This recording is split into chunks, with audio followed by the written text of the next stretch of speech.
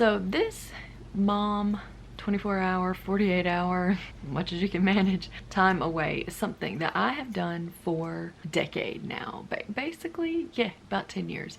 I aim to do it, well, to be honest, sometimes I do it because I'm cracking and I have to. So sometimes it's a necessity. It's like I have to have some time alone, more than just a couple of hours. For me, a couple of hours is nothing. Like, it's nothing to me. 2 hours alone is still absolutely nothing. I could look at and stare at the wall for 2 hours and it would be gone like that. It doesn't reset any of my nervous system or my stress at all. If things are cracking, I might go away.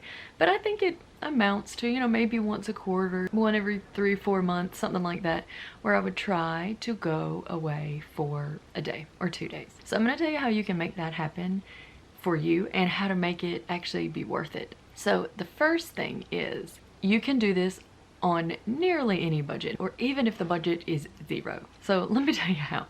So you can ask around. You can say, whether it's on your church or social media, you know, friends that you know that might know someone who has an extra room or a house.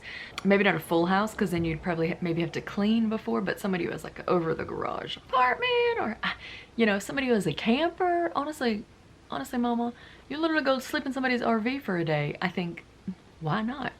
So I have at times stayed in places that were probably charged by the hour and were super dangerous, and it still worked for me for what it was, which was to get away from the responsibilities and relax. And I have found over the years that I do enjoy it more if it's a bit of a nicer place, but sometimes the difference between just a basic place to stay, you know, like Holiday Inn, and something a little bit nicer with a little bit more atmosphere is not that much more. And so if you know you want to do it, this is something that you can sort of say, okay, I'm just like not gonna go on Amazon so much this month, and you will be able to make up that difference. So forgetting about the money, let's go. When you've booked your day or 2 days away, the first thing I want you to do before you even get there is to think, what is my goal? You have to have a goal. You have to have a goal, because if the goal is to sleep a lot, then you need to make sure that everything's conducive to sleeping. You need your earplugs, you need your eye mask. You don't need to bring anything that would stop you from sleeping.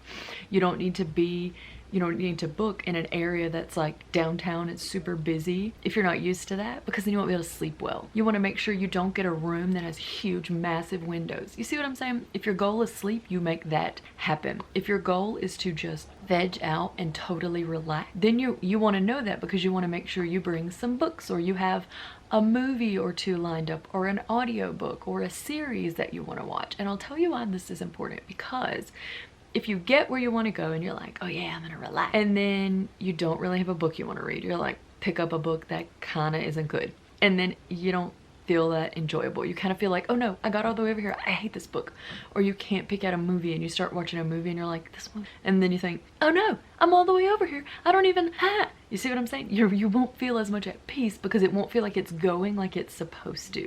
So in advance, you want to figure out what your goal is, and then you want to prepare to make that goal happen. Now your goal might be, maybe you're home with little kids and you're wanting to get out and see some stuff and not have to worry about snacks, you know, then you might want to make sure in advance you've picked some fun things to do. You might have booked a little something, or, you know, whether it's a tour if you're in a bigger area, or a dinner, or whatever. You want to have those things booked in advance, because what you don't want is to be stressed on your day or two away trying to figure out how to fill it. The second thing that, or maybe are we in the third? Whatevs. That I recommend that you definitely protect yourself from is, you got to think, you're here to cocoon, to have some time away.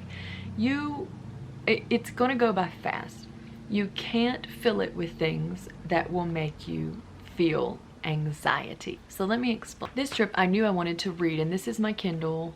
Like, I love actual books, but the Kindle, I mean, it's just so convenient, so I like to use it. Well, I got started reading a book. It was on a topic that causes me stress, and then I started to have a stomach ache and I was feeling nauseous, and I was like, what is happening? And then I thought, this book is stressing me out, this is my time. Not reading this book. So just, I'm not saying give a lot of thought to your fears, but if you're really triggered by like things that happening to kids, or if you're having some marriage struggles, don't read a book or watch a movie about cheating or addiction, or, you know what I'm saying? Think about what you do when you're away. Don't just let it fall into a hole and you have wasted 3 hours on social media looking at people who have lives that seem better than yours, and now you feel even worse than when you got there. Do you see what I'm saying? You have to protect yourself and your spirit, soul, and body when you're in away so you can actually rest. So another thing to do, and this may or may not be important for you, but if you're someone that's always getting calls, always getting phone calls, always getting texts, you know, you're due a lot for a lot of people, you might want to let them know you're going to be gone, because you don't want to be putting out fires. You don't want to be worried about, you know, a problem arises and you're supposed to be the one to fix it, but you're not, and so now you're a little bit worried about that. No, if you're in any group chats or, you know, I'm going to be out of commission for the next day or two, just to let you guys know. I'll let you know when I get back online. Not saying you need to make some big announcement about where you're going or what you're doing, but the goal is you want to protect what you're doing away. And I have always, now I like to kind of, when I go away for a day or two, make sure I'm eating fun things that I maybe don't normally let myself eat. So now this can depend. If I feel like I've gone through a time of excess and, you know, things are really busy and you've been eating a lot of junk, then I might go away and really want to eat like good salads or fruit or whatever. And that might be part of how I nourish myself. But other times it's like I want comfort food. So I kind of can even plan where I'm going to eat or plan what I'm going to eat. And that makes me feel good. So that feels like something pleasurable I got to add to the experience. I've waffled on and on about this now, but I think that the points that I want to leave you with are, on any budget, you can get a day or two away. Oh, let's hit this point about whether you can have somebody watch the kids. So some wives, husbands just won't let them. That's a whole other video. I could go on like a total rant and tirade for you, blessed mama, if that's where you're at. But this might, especially, you know, if you've got a newborn or you've got one that's not night weaned, you know, so there are some seasons you're not going to be able to do this. But if you're past that, you know, send them to a day or two at Nana's. See, just, you can explain. Okay, side note, bonus. Don't grovel to ask for, you know, because it's like, I'm just like, I need a day away. And that sometimes this inspires other people to be like, oh, do you? Don't we all? And then you almost feel guilty for wanting to go away. No, we're going to say, I'm actually taking a day or two away to pamper myself. I've been really stressed and I'm going to do that so I can come back being the chipper mom that I want to be. Can you watch the kids? That's how you want to deliver this. So could be to a Nana, maybe if they have friends that you trust. I never really let my kids spend the night at anybody's house except my mom, to be honest. But if you have friends, you know, maybe a kid could go here, kid could go to this grandma, kid could go to this grandma if your spouse is not willing, and maybe talk about it in terms of trading that time away with your spouse if they want to. So childcare is an issue, and depending on the amount of kids you have, it can be more difficult, but it's still doable. So if you're feeling this sense like, you know, and I talk a lot about how we want to organize our lives so that we don't need to escape, and this is very true, but having a break every now and then that you do regularly is not, it is a bit of escape, but it's not like escape per se, where like someone's escaping into video games for 10 hours. You're escaping into like a vice. You know, you're going to take up drinking because it's so hard to be home all day with the kids.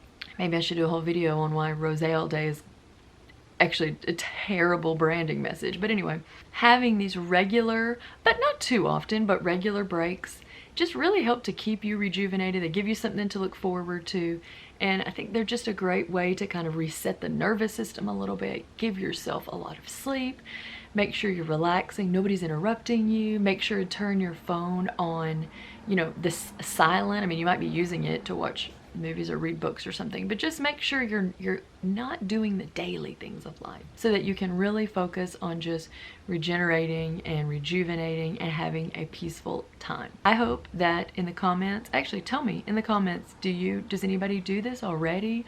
What are your best ways that you take care of yourself if you get a little break away? Do you bring a friend? Do you go by yourself? I don't know. Let me know. And be sure to watch my next video where I talk about self-care things you can do at home every day that will help you to feel great.